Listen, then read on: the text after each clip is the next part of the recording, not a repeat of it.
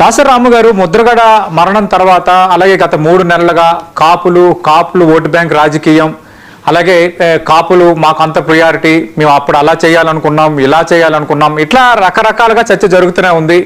కొందరు డిస్ఓన్ చేసుకునే పరిస్థితి ఉంది. కాపులకు ఒక్కరికి జనసేన పరిమితం కాదని పవన్ కళ్యాణ్ ప్రకటన కూడా చేశారు. ఇట్లా ఏ విధంగా చూసుకున్నా కాపు ఓటు బ్యాంక్ చుట్టే రాజకీయం నడుస్తున్న పరిస్థితి కనిపిస్తోంది. వైఎస్ఆర్ కాంగ్రెస్ పార్టీ కూడా ఆ దిశగానే అడుగులు వేస్తోంది. ఇక్కడ లార్జర్ సెన్స్ లో ఇప్పుడు జరుగుతున్న చర్చ ఏంటంటే కాపులంటే మరొకరికి కాపు కాసేవారైనా మరొకరి పల్లకి మోసేవారైనా ఎందుకు ఇంత చర్చ జరుగుతున్నట్టు? అందరికీ నమస్కారం. నమస్తే సార్. ఇప్పుడు దాకా కాపు కాస్తూనే ఉన్నాం కదండి. అందువల్ల అందరూ కూడా వీళ్ళు కాపు కాసే పరిస్థితి. కానీ అంటే ప్రజాస్వామ్యంలో ఎవరు మెజారిటీ ఉంటే వాళ్ళకి అవకాశాలు రావాలి. మెజారిటీగా ఉన్నాం కాబట్టి చాలా వేరే విశ్లేషకులు రాజకీయ పెద్దలు కూడా ఏమంటారంటే ఇంత పెద్ద జాతి వీళ్ళు ఎక్కడ కూడా రాజ్యాధికారం చేపట్టినట్టు కానీ ముఖ్యమంత్రులు అయినట్టు కానీ వాతావరణం సరిగ్గా లేదు అని చెప్పని అంటుంటారు.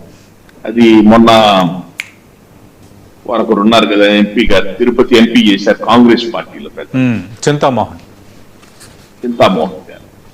గారు మన పద్మనాభం గారికి శ్రద్ధాంజలి ఘటిస్తూ వారు ప్రెస్ లో మాట్లాడింది ఏంటి, ఇంత అతిపెద్ద జాతికి ఉన్న ఈ కాపులు కనీసం ఒక 2 టర్ములన్నా ముఖ్యమంత్రి చెయ్యాలా, దాదాపుగా రెడ్డి కమ్మ 2 సామాజిక వర్గాలే ఇక్కడ ఈ ఆంధ్రప్రదేశ్ ని కంట్రోల్ చేస్తున్నాయి. ఇప్పుడు తెలంగాణ డివైడ్ అయిన తర్వాత కేసీఆర్ నుంచి వెలమ కమ్యూనిటీ వాళ్ళు వచ్చారు. అది ఇప్పుడు మళ్ళీ ఇంకా దగ్గరలో చూసుకుంటే ఒక రాజశేఖర రెడ్డి కుటుంబం, ఆయన ఒక 6 ఏళ్ళు, వాళ్ళ కొడుకు ఒక 5 ఏళ్ళు 11 ఏళ్ళు, మళ్ళీ ఎన్టీ రామారావు గారు అంటే ఎన్టీ రామారావు గారు కొంత పీరియడ్, ఇప్పుడు చంద్రబాబు నాయుడు గారిని దాదాపుగా 15 ఏళ్ళు దాటి 16-17 ఏళ్ళు, అంటే దాదాపు 20-25 సంవత్సరాలు ఒక కుటుంబం పరిపాలన. అట్లాగే జగన్మోహన్ రెడ్డి గారు రాజశేఖర రెడ్డి గారి కుటుంబం వాళ్ళు ఒక 11 సంవత్సరాల పైన పరిపాలన. ఇంకా రెడ్డి సామాజిక వర్గం చూసుకుంటే కాంగ్రెస్ మొత్తం పరిపాలన వాళ్ళు.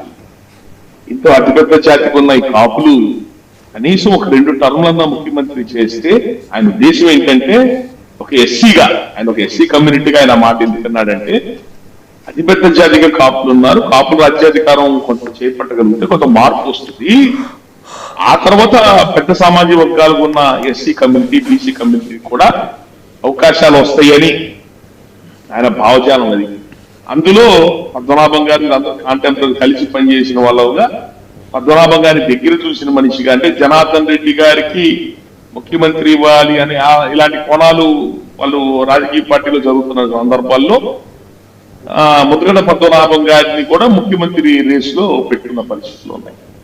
ఆయన ఖచ్చితంగా ముఖ్యమంత్రి చేసేవాడు, చేస్తాడనే అనుకున్నాను.